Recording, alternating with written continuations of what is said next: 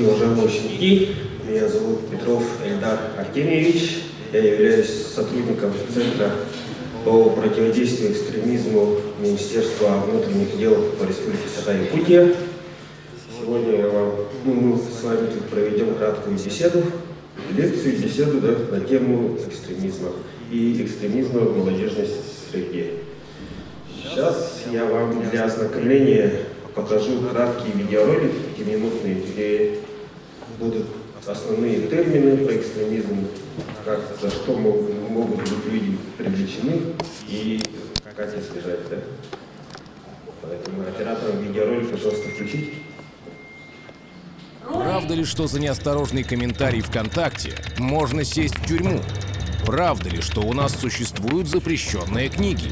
Любого ли могут признать экстремистом в России? Но для начала давайте разберемся, что же такое экстремизм. Очень часто мы слышим фразу «Это экстремизм какой-то». Но всегда ли то, что нам кажется экстремизмом, им является? Далеко не всегда. Так что же такое экстремизм? Понятие экстремизма определено списком действий, которые расцениваются законодателем как экстремистская деятельность. Федеральный закон от 25.07.2002 номер 114 ФЗ о противодействии экстремистской деятельности в статье 1 Федерального закона, содержащий указанный список. Может быть, это и скучно, но лучше знать пункты этого списка, к которым относятся: насильственное изменение основ конституционного строя или нарушение территориальной целостности Российской Федерации, публичное оправдание терроризма и иная террористическая деятельность, использование нацистской атрибутики или символики. Но чаще всего совершаются экстремистские действия, которые направлены на возбуждение розни и вражды между людьми разного социального статуса, разной веры и разных национальностей, и даже рас. А в каком виде это будет, не так уж и важно с точки зрения закона. Если вы будете выкрикивать что-то на улице или же сделаете репост на свою страницу в социальной сети, для закона это не важно. За такие действия у нас предусмотрено наказание. Если первый раз, то штраф от 10 тысяч до 25 тысяч рублей. А если же такое сотворит компания, то штраф от 250 тысяч до 500 тысяч рублей. А еще могут наказать обязательными работами до 100 часов. Да-да, нарушитель будет мести улицы бесплатно целых 100 часов. А также нарушителю грозит административное наказание в виде ареста на 15 суток. Но такие мягкие наказания предусмотрены только для тех, кто оступился первый раз. При совершении человеком экстремистского правонарушения повторно в дело вступает Уголовный кодекс Российской Федерации. И теперь виновному лицу грозит штраф от 300 до 500 тысяч рублей. Или же будет наложен штраф в размере заработной платы или иного дохода осужденного за период до 18 месяцев. Принудительные работы на срок до 4 лет и запрет на занятие определенных должностей в будущем. Да-да, потом можно очень сильно осложнить себе жизнь. А также можно сесть в тюрьму на срок от 2 до 5 лет.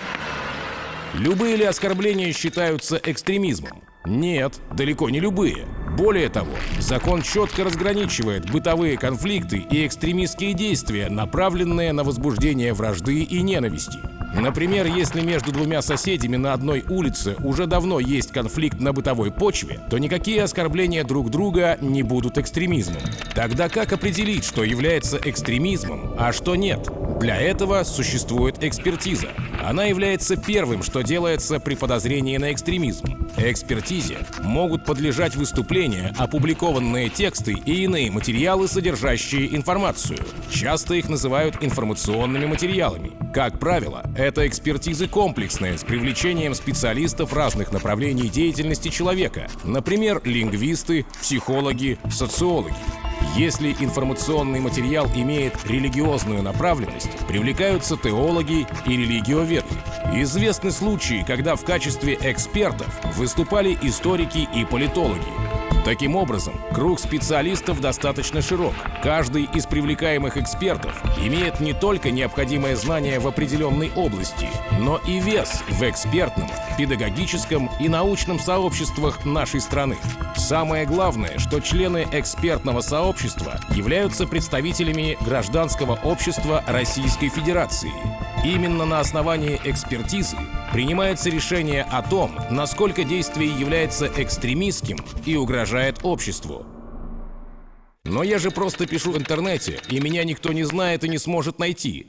Современный мир показывает один поразительный факт. У человека гораздо больше анонимности на обычной улице, чем в интернете. Если в обычной жизни большинство людей занято своими делами и не обращает на вас внимания, то в виртуальном пространстве вы окружены различными трекерами, которые отслеживают каждое ваше действие. Как не стать экстремистом? Соблюдайте цифровую гигиену и не общайтесь на сомнительные темы с незнакомыми людьми, и тогда обвинение в осуществлении экстремистских действий вам не грозит. Самое главное, помните, получить проблемы из-за экстремизма очень легко, а исправить их потом будет крайне сложно, ведь незнание закона не освобождает от ответственности. Сейчас пройдемся про то, что такое Колумбайн. Да? Знаете, что такое Колумбайн? Вы все ученики.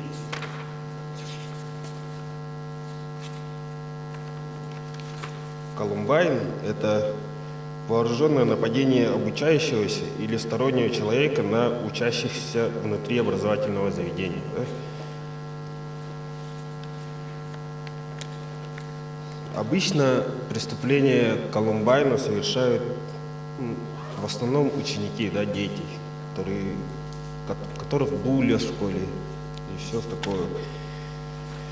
Какие статьи могут быть за Колумбайн? Да? Это статья 205 прим. 1 «Содействие террористической деятельности».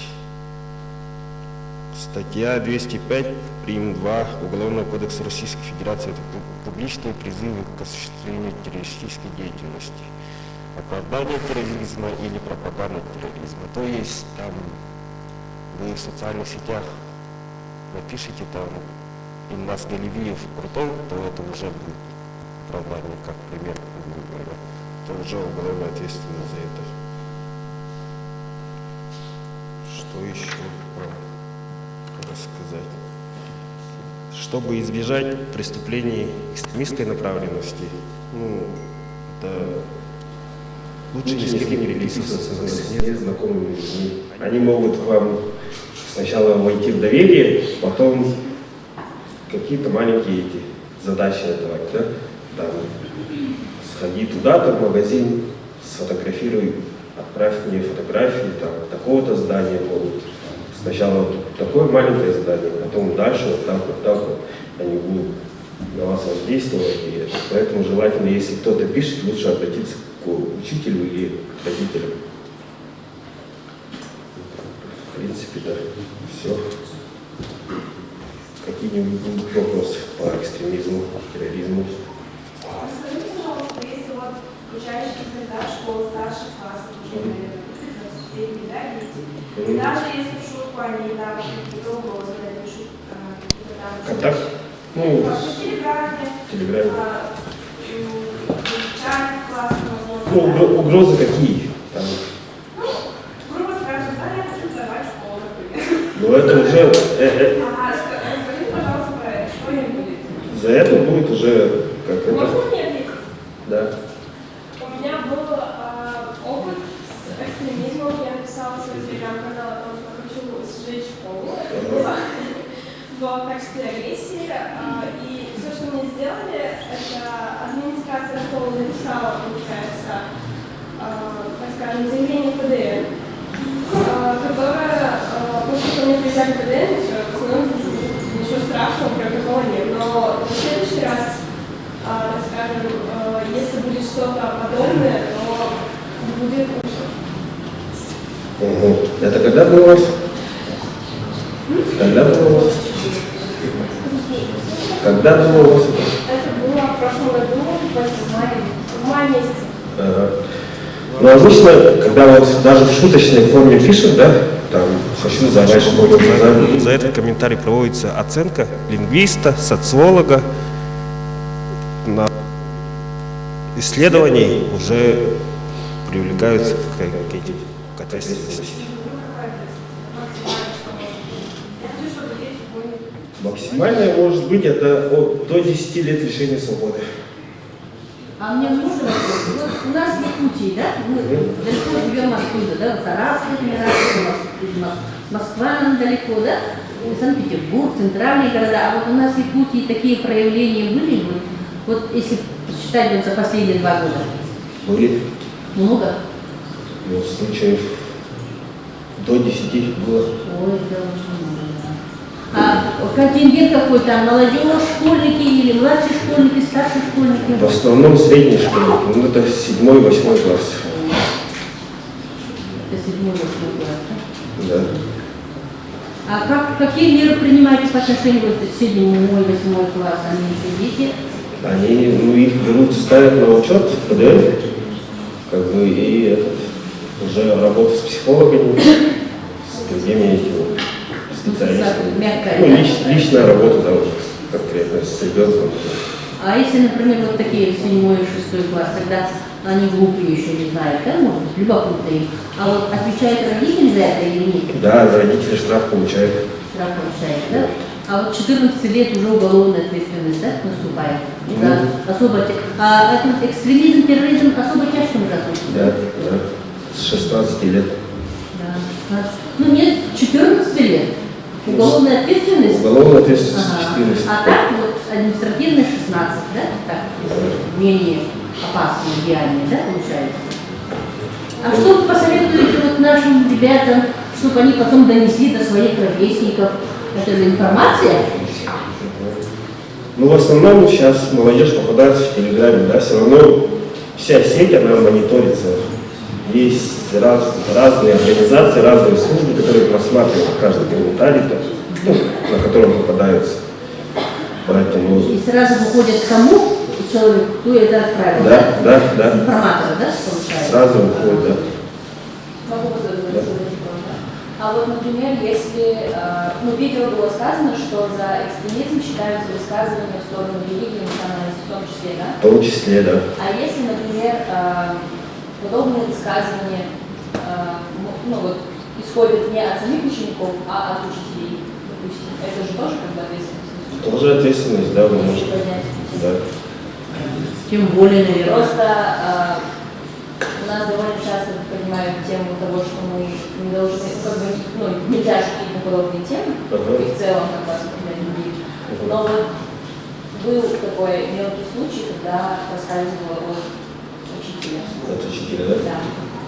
Ну, учитель тоже человек, он может... Ну, это изначально конфликт межнациональный. Сначала за первый случай дается административное правонарушение.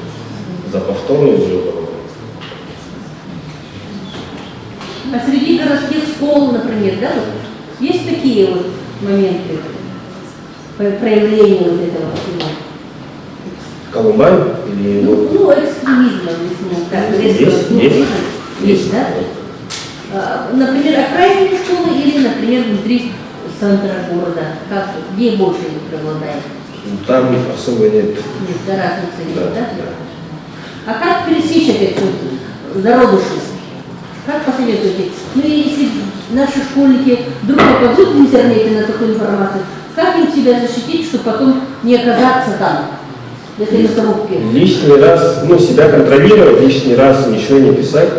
Угу. Не отвечать, да? Да, никого не оскорблять, вот лишний раз, да.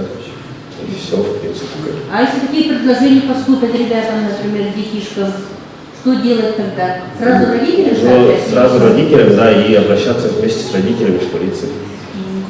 Как-то я раз мне телефон дали, СТР, да, вот но этот телефон почему-то долго вообще не брали. У нас такой момент был летом. И мы подумали, вдруг. Сейчас правонарушение фиксируется, даже вы можете отправить через госуслуги. Через госуслугу заходить надо. Ну, госуслугу тоже взламывают, тоже опасно. Там Вы можете любой орган направить письмо в прокуратуру, оно все равно будет приходить. Да. Ну, какой такой самый, ну, такой форму защиты можете посоветовать нашим ребятам, например? Избегать от случайных знакомств в сети, интернет. И даже вот напрямую, да, в контакт вступать? Ну, напрямую в Бывает контакт. такое, наверное. Контакт, да. Лучше об этом, если напрямую с кем-то вступили в контакт, лучше оповещать об этом родителей. В первую очередь, да? В первую очередь, да. А так в интернете желательно ни с кем особо не знакомиться. Вот даже бабушек-пенсионеров, да, какую там молодежь. Молодежь запросто можно замутить, да, голову молодым, неопытным. Они откуда знают, что бабушка или дедушка? Даже бабушки иногда занимаются этим, да? Им дают задание, они сидят, и еще вторая бабушка... Ну, они попадают под влияние. Я думаю, это взрослые женщины, бабушки опытом. Они что, не поняли, что к чему их ведут-то? Нет, это вот способы заработка обычно бывают. Ну, из-за денег, да, получается, да. Они предлагают маленькое задание, отправьте мне фотографию там здания по такому-то адресу, там утки на 15, утки на 14. Мы тебе за это дадим там 10 тысяч. Береги 10 тысяч. Да. Вот человек просто идет, фотографирует, отправляет, ему пересылают 10 тысяч. Точно отправляет, да?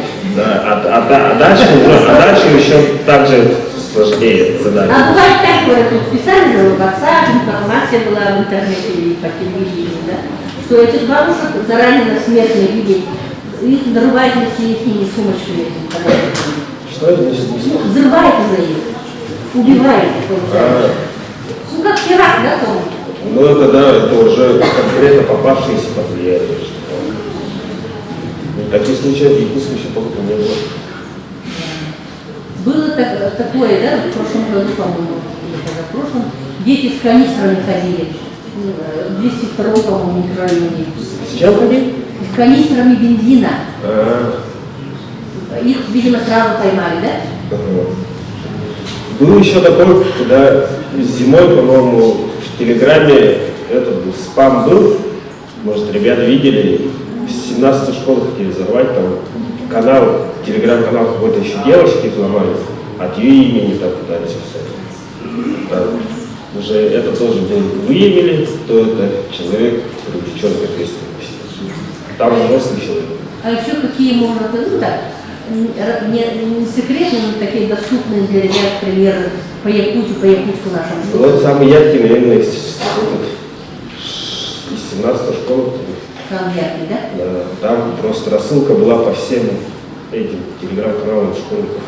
Все. А то, что вот, например, получается, звонят, да, звонят. Вот у вас во время экзамена особенно это, да? И вот у вас бомба подложена в школе. Это тоже терроризм считается. Это тоже, да. Телефон? Заведомо ложное. Да. Ну, либо, если там нету взрывного устройства, то заведомо ложное, это же тоже статья. А все равно узнают, да, конечный, кто отправлял, да, кто звонил. Да. Да. Это у вас такая структура есть или как называется, вот, ну, как вот, интернет такое все это, да, оборудование? Да, все смотрит, все за кем. За каждым таким случаем уже привлекают людей к ответственности. Но все равно без следа никто не остается. А вот от иностранных, вот этих, например, мы говорим газопарками, да, газопарками, от них бывают такие случаи, особенно из Дальнего Востока, которые приезжают, Таджикистан, Афганистан? Ну, пока не было, в основном же они на заработки приезжают сюда. Ну, думаете, на заработки сколько? Да, пока таких прям не было. Не было, да? Ну, хорошо, как так. Ну, потому что мы боимся же. А вот ваша структура в каком году создана на всей пути? 2008 год. 2008? Да. Но она по всей России. А специалистов сколько ваших, вдруг, если что случится, чтобы обращаться к вам, чтобы действенную помощь населению оказывали? Ну, нас много. Много, да? Да, хватает. А система МВД, это значит, у вас вы юристы, да, все? С юридического. А вдруг ребята наши в будущем юристами станут, поступят в юридические учебные заведения, да, и вдруг захотят тоже тоже, да, могут устроиться к нам. Ага. Там мы всех обучим, расскажем, покажем. Ну да. Вопрос задать. Моя вот мама в одно время работала в Росбанке, но она работала работником в кадрах. И это же, получается, секретная как бы, часть. Ну, отчасти. И ей от лица ее начальника писали о том, что вот она задействована в, как правильно сказать? Да, ну, в том, что она нарушила как бы... Секрет раскрыла, да? Да, раскрыла секретку, и вот были почти некоторые документы и данные работников. Как оказалось позже, это была неправда, и, ну, получается, аккаунт в Телеграме взломали. Что делать в этом случае? Обращаться, если вы являетесь сотрудником, да, и так поступили, то у нас есть служба собственной безопасности, обращаться туда через начальника, через руководство. А если вот гражданскому человеку, ну, например, вот школьнику, да, любому, кому-нибудь взломали, то это уже записать заявление в полицию. Рассматривается в течение, там, если срочно, то 7 дней, а если нет, то в течение месяца. Но все равно там концы находятся. Получается, очень сложно все равно, да, что?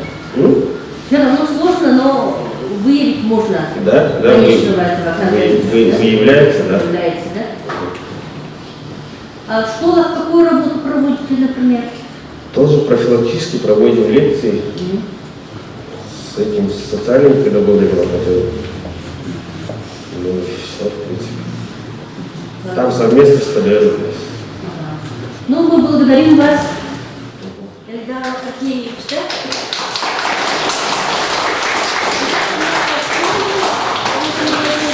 Поэтому мы захотели быстро, да, чтобы действенную информацию получили, видео посмотрели. И, надеюсь, вы все уяснили для себя, так ведь? Да. Вы же люди все образованные, так ведь? Поэтому тот, кто знает, тот вооружен. И сумеет себя защитить, так ведь? Не только учителя. Многим не следующая вот эта тема. И вот профилактика, противодействие экстремизму, терроризму как-то слух режет. Может, что такое, этого не коснется? Нас это не коснется. Однако, оказывается, мы тоже можем быть в поле зрения или в опасности. Так ведь? Спасибо большое, Эльдар.